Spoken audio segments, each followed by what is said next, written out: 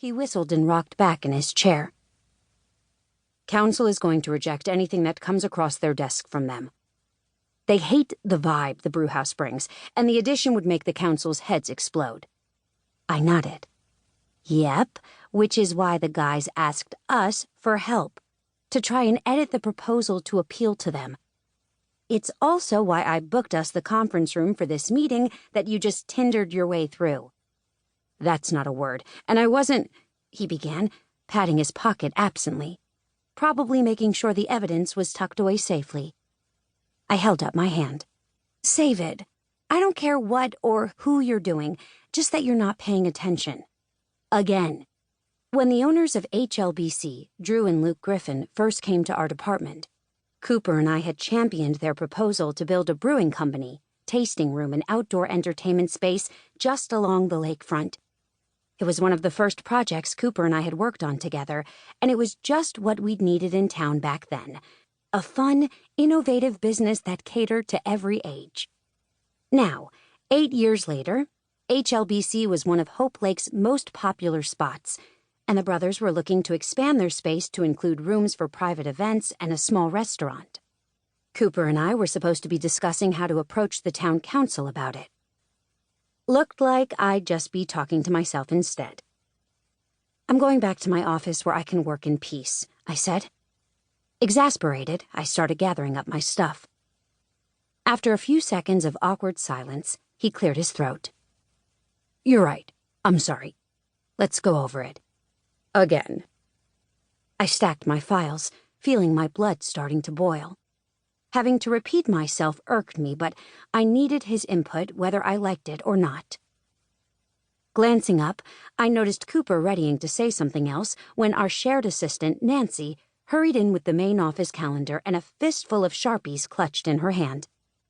I've been searching for you two everywhere, she said, looking wide-eyed at each of us in turn.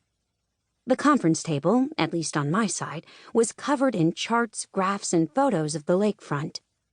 On Cooper's side, well, there was a lot of polished maple visible.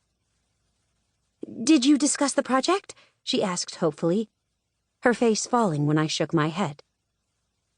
Okay, well, I guess you'll handle that, later, I'm sure.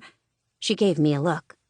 I hope, she mouthed, then cleared her throat and pulled out the head chair of the conference table and sat down with the main office calendar in front of her. It's time for the afternoon rundown. Are you ready? Cooper groaned. Not at Nancy, but at the calendar she had opened. It had been on my desk this morning when I'd filled it with upcoming appointments and meetings.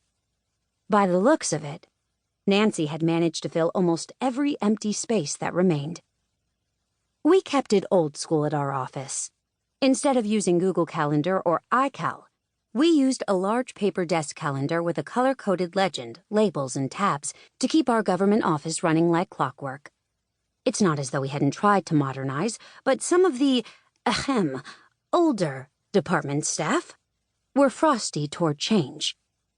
Nancy, Cooper, and I worked at the Hope Lake Community Development Office on the top floor of Borough Building. In a small town like Hope Lake, my department was sort of the home base for everything.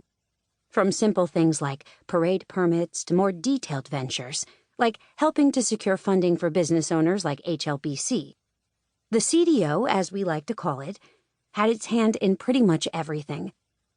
It wasn't big, but what we lacked in size and staff, we made up for in energy and results. The upcoming week is brutal, Nancy apologized, looking at Cooper, who, not surprisingly, was on his phone again. Emma, I'm afraid you're a bit overscheduled. She tapped a Sharpie on the table. I waved a dismissive hand. It can't be any worse than that week the staff came down with the flu. I had practically run the office that week, even though I was heavily medicated myself. It's close. She held up 2 fingers barely an inch apart. You're back-to-back Monday. There is a pocket of time during the event this weekend with the future Mr. Mayor here and his opponent. Cooper perked up then. He knocked twice on the wooden table. Don't jinx me. Oh, sure, you're paying attention now. You're a shoo-in. People love you, Cooper. And with the mayor already behind you...